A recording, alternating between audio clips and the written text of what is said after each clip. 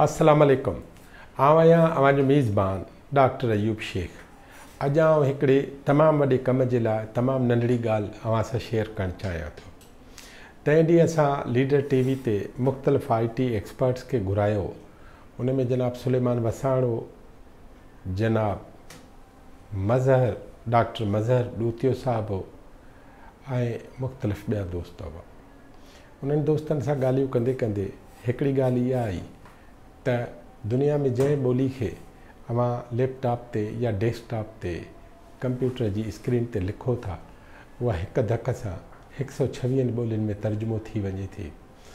इन जो मतिलबु हीअ आहे त सिंधी में जेकॾहिं को नाविल अवां अपलोड कंदव त उहो बिना साईअ जे 126 ॿोलियुनि जो हुस्न बणिजी वेंदो।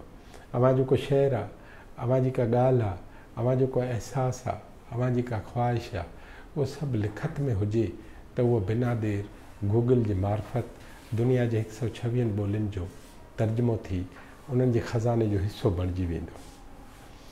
जॾहिं ॻाल्हि निकिती त ॿियनि सभिनी ॿोलियुनि जो इहो सॼो कारवार हले थो, पर सिंधी ॿोली जेका यूनिवर्सल कोड ते आहे, जेका आलमी मंच तां माणे चुकी आहे ऐं गूगल जे तर्जुमे वारी पोज़ीशन में मौजूदु आहे, पर उन जे लाइ आख़िर छा कजे जो सिंधी ॿोली असां जीअं ई लिखूं, जीअं ई वञे गूगल ते त उहा बिना देरि 126 ॿोलियुनि में तर्जुमो थी वञे।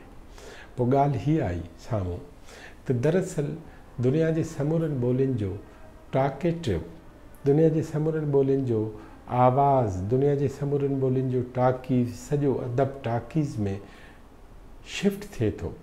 अवां जा अदब जा समूरा असलूब, सम्झी कहाणियूं, शाइरी, आतम कहाणी, तारीख़, सुघड़, पुराणा, नवां अदबी नुस्ख़ा, उहे सभु जो सभु जेके आहिनि उहे ॻाल्हि जी सूरत में, आवाज़ जी सूरत में जेसि ताईं गूगल वटि न पहुचंदा तेसि ताईं सिंधी ॿोली आलमी ॿोलियुनि में तर्जुमो थी न सघंदी। इन करे वक़्तु अची वियो आहे त अव्हांखे हिकिड़ो रिक्वेस्ट कयां, अव्हांखे वेनिती कयां त अव्हां जो जंहिंजो आवाज़ु सुठो आहे, छोकिरी आहे, छोकिरो आहे, मर्द आहे, औरत आहे, नंढो आहे, वॾो आहे, उहे जेकॾहिं आवाज़ सिंधी में रिकॉर्ड कनि, हिकिड़ो को किताबु खणनि, उहो किताबु चैप्टर वाइज़ रिकॉर्ड कंदा कंदा कंदा ऐं उहे असां ॾे मोकिलिनि या गूगल ॾे मोकिलिनि। हिकिड़ी ॻाल्हि यादि रखिजो त हीअ 1000 किताब उहे सभु जो सभु पंहिंजे आवाज़नि में तरतीब ॾियणा आहिनि। उन जे लाइ मूंखे इस्लामाबाद मां, कराची शहर मां ऐं हैदराबाद मां मुख़्तलिफ़ दोस्तनि राब्तो कयो आहे। हिन स्क्रीन ते तव्हां व्हाट्सएप जो इहो नंबर ॾिसो था। अवां मुंहिंजे जेके सदाकार आहिनि, जिन जो आवाज़ु बहितरु आहे, जेके रेडियो ते कमु कंदड़ आहिनि, जेके रेडियो ते कमु करे चुका आहिनि, जेके घरनि में वेठा आहिनि, पढ़ियल आहिनि, उहे सभु जो सभु हिन में हथु वंडायो ऐं को बि हिकिड़ो किताबु खणी उन जे बारे में रिकॉर्डिंग करणु शुरू कयो। या जेके माण्हू लीडर टीवी जे स्टूडियो में अची सघनि था, जेके छोकिरियूं, जेके छोकिरा, जेके मर्द ऐं औरतूं, उन्हनि खे असां उन्हनि वॉलंटियर्स खे, उन्हनि रज़ाकारनि खे गुज़ारिश करियूं था त उहे हिन ॾिनल नंबर ते असां सां राब्तो कनि। हिते ॻाल्हाइणो कोन्हे, हिते अव्हांखे सिर्फ़ु मैसेज, नालो ऐं जाइ जॻह जा एड्रेस ऐं जंहिं हंधि तव्हां रहो था उहो ॿुधाइणो आहे। उनखां पोइ किताबनि जी विर्छ करे असां अव्हांखे ॿुधाईंदासीं। इन सिलसिले में असां सिंध सलामत वारनि सां sindhsalamat.com जी वेब ते वेंदव तव्हां त उते तव्हांखे हज़ारे किताब मिलंदा जेके PDF में मौजूदु आहिनि।